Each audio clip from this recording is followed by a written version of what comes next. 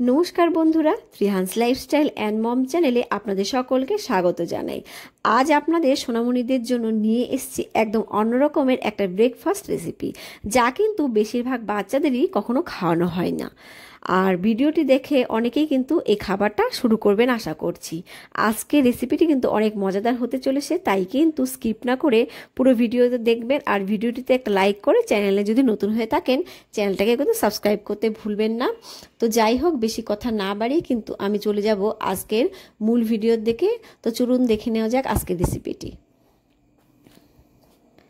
চলে এলাম আমি মূল ভিডিওতে। এখানে কিন্তু গ্যাসে একটা প্যান বসিয়ে নিয়েছি।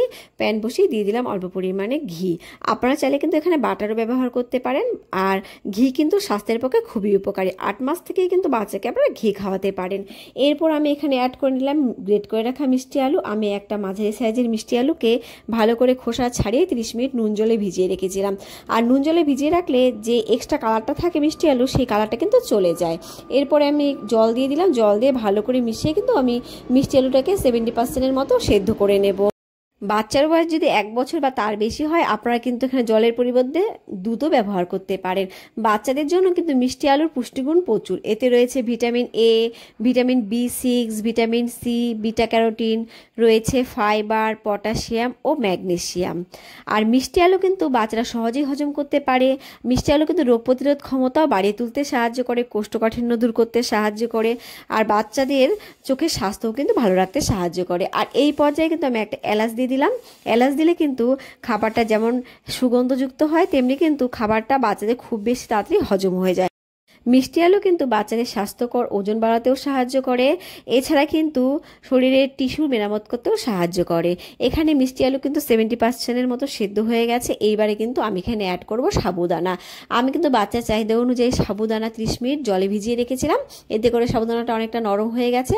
আর এরমভাবে ভিজিয়ে রাখলে কিন্তু রান্না অনেক তাড়াতাড়ি হয়ে যায়। এইবারে কিন্তু আমি সাবুদানাটাকে ভালো করে রান্না করে নেব। আর ততক্ষণ পর্যন্ত রান্না করব যতক্ষণ না সাবুদানা জলের মতো স্বচ্ছ হয়ে যায়। আর যে সাবুদানাগুলো গলে যাবে অথবা জলের সঙ্গে বা দুধের সঙ্গে মিশে যাবে, সেই সাবুদানাগুলো কিন্তু নকল। সাবুদানা কিন্তু খুবই সহজপাচ্য, তাই কিন্তু বাচ্চারা সহজেই হজম করতে পারে। আর সাবুদানা যেহেতু গ্লুটেন মুক্ত, তাই কিন্তু এই সাবুদানা খাওয়ালে বাচ্চাদের অ্যালার্জির ভয় থাকে না। 100 গ্রাম সাবুদানায় কিন্তু 400 কিলো ক্যালোরি শক্তি থাকে। সাবুদানাতে কার্বোহাইড্রেট বেশি থাকে আর ফ্যাট কম থাকে, তাই কিন্তু সাবুদানা বাচ্চাদের দ্রুত ওজন বাড়াতে সাহায্য করে। সাবুদানায় প্রচুর পরিমাণে ফাইবার থাকে, তাই বাচ্চাদের কোষ্ঠকাঠিন্য কমাতেও সাহায্য করে।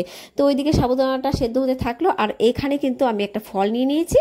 আর এই ফলটার নাম কিন্তু সবেদা, ইংরেজিতে যাকে চিকু বলা হয়। এইবার আমি কেটে দেখাচ্ছি ফলটা কেমন দেখতে হয়। আর এই ফলটা কিন্তু খুবই উপকারী আর খুবই মিষ্টি হয়। এই ফলটা কে কে চেনেন আমাকে কিন্তু কমেন্টে অবশ্যই জানাবেন। এবার আমি কেটে নিয়েছি। দেখুন ভেতরে কিন্তু এরকম দুটো বীজ পাওয়া যায়। আর ফলটা কিন্তু এরকম দেখতে হয়।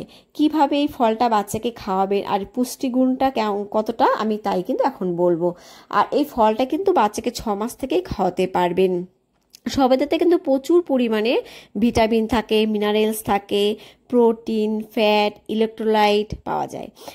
আর একটি বড় সবেদায় কিন্তু 83 কিলো ক্যালোরি পর্যন্ত শক্তি থাকে। সবেদা কিন্তু কোষ্ঠকাঠিন্য কমাতেও সাহায্য করে, কারণ প্রচুর পরিমাণে ফাইবার কিন্তু সবেদায় রয়েছে। আর সবেদাকে কিন্তু এক কথায় কোষ্ঠকাঠিন্য কমানোর ঔষধও বলা হয়। চিকুতে রয়েছে প্রচুর পরিমাণে vitamin A, vitamin C, vitamin B6, যা কিন্তু বাচ্চাদের দৃষ্টিশক্তি উন্নত করতে সাহায্য করবে, মস্তিষ্কের বিকাশে সাহায্য করবে, হিমোগ্লোবিনের মাত্রা উন্নত করবে।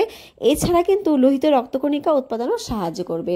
আর এই সবেদা কিন্তু খুবই নরম হয়। যেসব বাচ্চারা চিবিয়ে খেতে পায়, আপনারা কিন্তু সেই সব বাচ্চাদের হাত দিয়ে একটু চটকে দেবেন, তাহলে কিন্তু খেতে পারবে। আর যেসব বাচ্চারা চিবিয়ে খেতে পায় না, তাদের জন্য কিন্তু এরকম স্ট্রেনারে ঘষে নেবেন, আর একটা সুন্দর পিউরি তৈরি হয়ে যাবে। তো চলে এলাম আবার রান্নায়। আর এখানে কিন্তু পুরোপুরি সাবুদানাটা আমার রান্না হয়ে গেছে। আর যে এলাচটা আমি এখানে ব্যবহার করেছিলাম, সেই এলাচটা কিন্তু আমি এবার তুলে ফেলে দেব। আর যেসব বাচ্চারা ফর্মুলা মিল্ক খায়, আপনারা কিন্তু এই পর্যায়ে ফর্মুলা মিল্কটাও অ্যাড করতে পারেন।